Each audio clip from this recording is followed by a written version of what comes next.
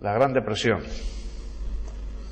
Nunca habíamos visto esto en el siglo XXI. Luego, el gobierno británico ha tenido que nacionalizar más del 50% del sistema bancario. Nuevo, novedad, crisis distinta. Crisis distinta en el contagio. Ya no hay crisis domésticas, ya no hay crisis locales, ya no hay crisis nacionales. Todas las crisis son globales. El cigarrillo que enciende la hojarasca, una hojarasca de alto endeudamiento, se cae en los Estados Unidos. Pero el 9 de agosto del 2007 ya había algunos bancos europeos que temblaban y que obligaron a nuestro Banco Central, el Banco Central Europeo, a hacer uso de una decisión excepcional, abrir las compuertas de liquidez e inyectar dinero con el fin de solventar un fallo de mercado en los mercados mayoristas. No fue suficiente, porque a partir de entonces la metástasis llegó a prácticamente todos los países del mundo, incluso países que no tenían mucho que ver con lo que motivó la crisis en los Estados Unidos, es decir, altos precios inmobiliarios y elevado endeudamiento. Contagio, por lo tanto, que también diferencia esta crisis frente a las exteriores. El otro elemento importante y también singular es evaluación de los daños. Después de toda crisis, o incluso durante toda crisis, hay que ver qué destrozos origina. Primero, qué destrozos financieros. Más que en la Gran Depresión, más que el 29. Y lo peor es que aquí hemos sufrido más personas que en el 29. Porque en el 29 apenas el 5% de la población de lo que hoy es la OCDE, es decir, los 30 países con el mayor grado de desarrollo del mundo, apenas el 5% de la población, como digo, tenían, por ejemplo, acciones en sus posiciones patrimoniales, en su riqueza.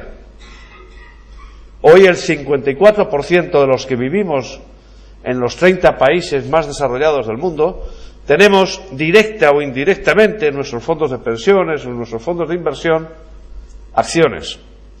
Los destrozos se han democratizado. En el 29 los que se tiraban por los balcones eran unos cuantos, muy ricos, es verdad, pero unos cuantos. Con todo, lo peor de las consecuencias de esta crisis ha sido su coste real, su coste en la economía real.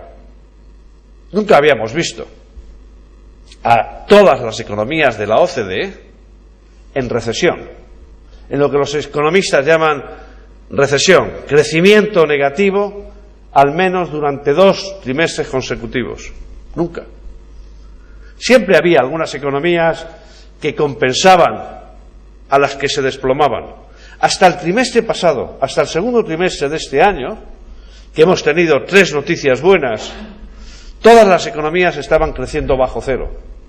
Ahora hemos conocido, hace 10 días, que Estados Unidos ha crecido por primera vez en un año, no mucho, a la media de los últimos 80 años, que Alemania ha levantado cabeza y que también lo ha hecho Francia, pero pocos más.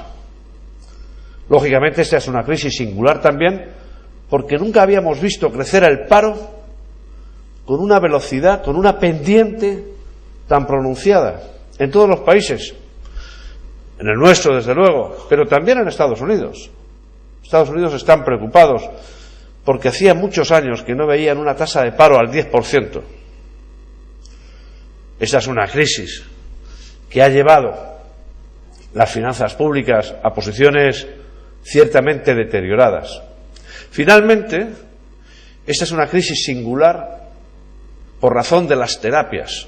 Los manuales de política económica se están actualizando, porque cuando había una discontinuidad cíclica, una caída en la actividad, etcétera, siempre se recomendaban políticas de demanda, políticas convencionales, políticas monetarias, políticas presupuestarias, pero es que hemos visto un despliegue verdaderamente excepcional, como decía al principio, desde el verano del 2007, los grandes bancos centrales inyectando liquidez, tratando de oxigenar a los bancos, porque los mercados no funcionaban. Vía cantidades de liquidez, pero también vía precios, vía descensos en los tipos de interés. Ninguno de los que estamos en esta sala hemos visto a todos los bancos centrales más importantes del mundo simultáneamente llevar los tipos de interés oficiales cerca de cero. Nunca. Estados Unidos ayer acaba de confirmar un periodo más que el nivel objetivo de los tipos federales se va a situar entre el 0 y el 0,25. Japón está en el 0. Nosotros estamos en el 1%, el tipo de interés más bajo de la historia. Yo le digo a mis alumnos, el primer día de clase, este curso, cuando empezaron, y les trataba de estimular a abrir los ojos y captar la realidad, también les hacía una pregunta para meterles un poco de inquietud. ¿Qué pasa cuando las economías no crecen o cuando las tasas de inflación decrecen? Cuando se abandona la inflación y se entra en una peligrosa zona de desinflación o fronteriza con la deflación, ¿qué pasa si además los tipos de interés ya están cercanos a cero? Eso no lo habíamos visto nunca. Una vez, en un seminario, 4 o 5 años antes de morir, le preguntaron a Milton Friedman, al Nobel, oiga, ¿y si la inflación cae hasta llevar varios meses por debajo de cero? Él hizo así con la cabeza como diciendo, hombre, es muy difícil. España es un país que sistemáticamente tuvo una tasa de inflación por encima de sus vecinos, pero llevamos 8 meses con una tasa de inflación por debajo de la de nuestros vecinos y en un terreno negativo. Nadie de los que estamos aquí ha conocido en la historia de España inflaciones negativas 8 meses seguidos, porque no hay. En la serie histórica no existe. Cuando le preguntan esto a Milton Friedman, oiga, la inflación se cae y el tipo de interés que un banco central puede bajar para estimular la demanda está cerca de cero. ¿Qué hacemos? Bueno, ya que estamos hablando de hipótesis, dijo Friedman, solo habría una solución. Helicopter drop. Cogemos las sacas llenas de dólares, las subimos a los helicópteros y empezamos a dejar caer los dólares. Uno diría, procurando que no cayeran todos en el mismo sitio, para evitar tensiones inflacionistas luego. Pero